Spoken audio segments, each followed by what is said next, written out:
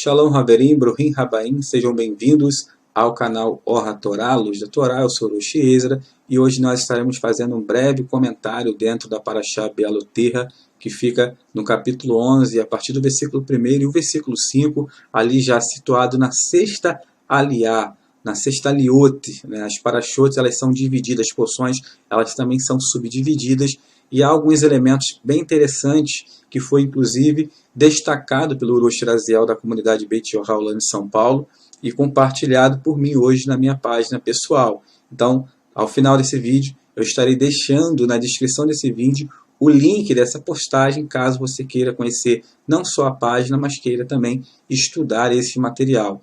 E o capítulo 11 do Sefer Bamidbar, o livro de Números, ele diz assim: o povo procurava reclamar o que era mal aos ouvidos do Senhor. O Senhor ouviu a sua ira e se acendeu, e um fogo do Senhor ardeu entre eles, consumindo os extremos do acampamento. Rashi, quando ele vai comentar esse texto, o comentarista judeu Rashi, quando ele comenta esse texto, ele destaca que esse povo que reclamava era um povo ímpio. E com base em que Rashi ele tece esse comentário? Rashi é um comentarista judeu que utiliza muito o modo pshat, o modo simples. Observem bem, simples não significa comum. O simples de Rashi é feito com base em uma avaliação e uma análise profunda do texto, da gramática, e inclusive também dos comentários encontrados dentro das Agadot. E Rashi vai observar que a expressão Ha'am, povo, ela é utilizada dentro do texto, e todas as vezes que o texto hebraico utiliza a palavra o povo, ele se refere a um povo misto, ou um povo ímpio. Por quê? Quando Hashem ele fala do seu povo, ele usa a expressão Ami, meu povo, como inclusive vai ser frequentemente utilizado dentro do livro do profeta Oséias. E o texto então diz que este povo que estava reclamando, segundo a tradição, era um povo misto. Isso é interessante porque esse povo ele acompanha Israel por ocasião da saída de Israel da terra de Mitzraim, a terra do Egito. E o versículo 5 diz assim, o versículo 4 e o versículo 5 diz assim: mas a multidão entre eles começou a ter fortes desejos. Observe que o texto vai dizer que a multidão entre eles. A expressão hebraica para a palavra multidão, ela também denota um povo misto, né? E o versículo 5 vai dizer assim: nós nos lembramos dos peixes que comiam de graça no Egito, os pepinos, as melancias, as cebolas e os alhos. O interessante é que Rashi, ele comentando ainda dentro desse texto, ele vai impugnar, né, essa informação, aonde esse povo misto dizia que enquanto estava no Egito comia de graça. Ele vai impugnar essa afirmação porque ele vai dizer o seguinte: se o povo, quando estava no Egito, o faraó não dava nem as palhas para eles trabalharem em suas construções, o que dirá peixe, pepino, cebola e alho. Aí ele vai então comentar sobre essa palavra que se encontra aí na tela, que é a palavra Hinam, que é traduzida como de graça ou de forma gratuita, sem preço, sem custo, e dizendo que a expressão de graça dentro do texto, ela significa necessariamente livre de carga ou de preceito, ou seja, de graça ali é que o povo eles comiam livre de carga, ou seja, eles não precisavam observar nenhum preceito. E observem que o texto se refere a um povo misto. E existe dentro da língua hebraica diversas expressões que podem até ser confundidas com a expressão Hinam. Hinam significa de graça, algo que é gratuito, sem custo algum. Existe também dentro da língua hebraica a expressão Horim, né, que também, dependendo do idioma, pode ser traduzida como gratuito. No entanto, Horim, Bat Horim, a expressão Bat Horim, ou Ben Horim, que é filho livre, alguém que é um homem livre, alguém totalmente livre, né, é utilizada a expressão Horim para essa pessoa que é livre, totalmente livre. E existe, dentro da língua hebraica, a expressão Herut, que é a expressão utilizada para quem foi livre da escravidão. Inclusive, a própria festa de Pêssah, que é justamente a ocasião onde que está sendo narrado, o povo ele sai de uma escravidão, né? Ele peregrina no deserto.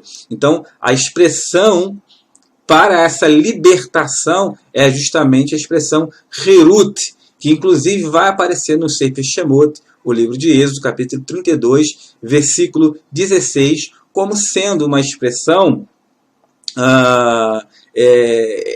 traduzido como algo esculpido, entalhado em pedras. Entretanto, Pirkei Avot, quando comenta esse versículo, ele vai dizer assim: não leia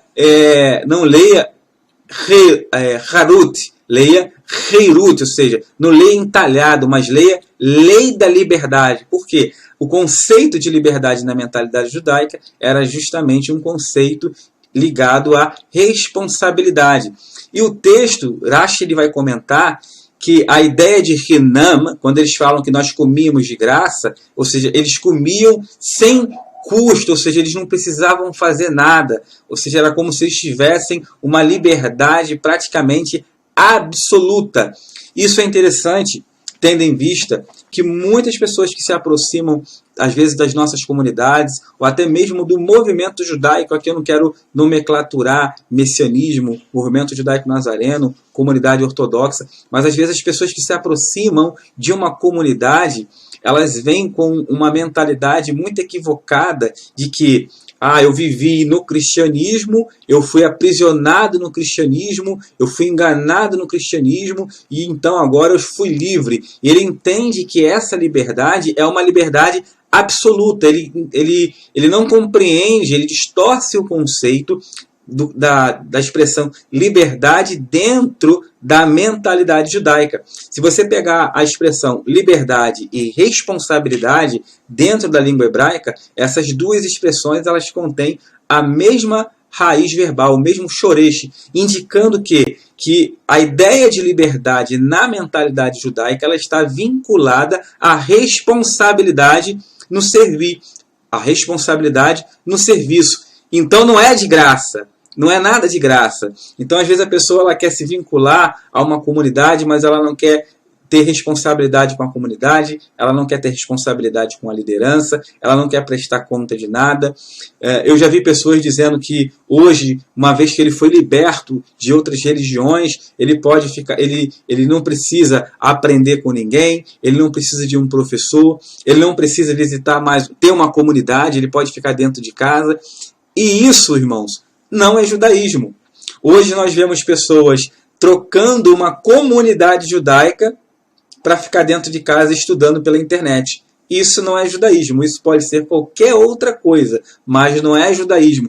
Judaísmo, onde há um comportamento totalmente antissocial, um comportamento totalmente abusivo, um comportamento totalmente desvinculado de uma responsabilidade coletiva, isso não é judaísmo. Então, essa mentalidade, por mais que ela venha estar hoje impregnada dentro do messianismo no Brasil, infelizmente por culpa de lideranças que ensinam e atraem as pessoas refletindo esse tipo de mentalidade em seus conceitos, o judaísmo em si, ele não ensina dessa forma. Então, Hinam, gratuito, não existe nada gratuito no movimento judaico. Não existe nada gratuito dentro do judaísmo. A Torá é gratuita? Sim, mas ao aprender a Torá, você passa a ter responsabilidades. E essas responsabilidades, elas têm um custo, elas têm um preço, né? Então, esse conceito de gratuidade é um conceito que está impregnado na mentalidade de quem se aproxima. E às vezes aquele que se aproxima, ele acaba estigmatizando o movimento e atribuindo culpa aos próprios judeus, né, que acaba levando a fama ruim por um comportamento daqueles prosélitos que estão se aproximando da comunidade judaica. Então, eu agradeço a participação. Obviamente, eu não vou poder ficar aqui 2 horas e meia dissertando acerca de todos os elementos dessa paraxá, porque são muitos, Nós desenvolvemos um trabalho aqui, você que é do Rio de Janeiro, aqui em São João de Meriti, lá dos Teles, a comunidade Beit Sadik, né? Então estamos ali basicamente todos os sábados. Então caso você queira conhecer a comunidade, procure primeiro entrar em contato comigo e nós estaremos agendando uma visita sua à nossa comunidade. Então, pelo fato de termos um trabalho ali solidificado na comunidade, juntamente com outros Roshim, obviamente que eu não atuo sozinho na comunidade, eu não poderia exaurir aqui, nem se eu tivesse essa capacidade, exaurir toda a Paraxá, uma vez que nós estaremos lá amanhã. Tá bom, meus irmãos? Então desejo aí um forte abraço para vocês. Peço perdão pela ausência aí um pouquinho do canal. Nós temos estado bem atarefados com diversas atividades. Então, mas assim que possível, nós estaremos efetivando os nossos trabalhos, os nossos vídeos aqui no canal. Forte abraço para vocês. Shalom, shalom, Shabbat shalom e até o próximo material.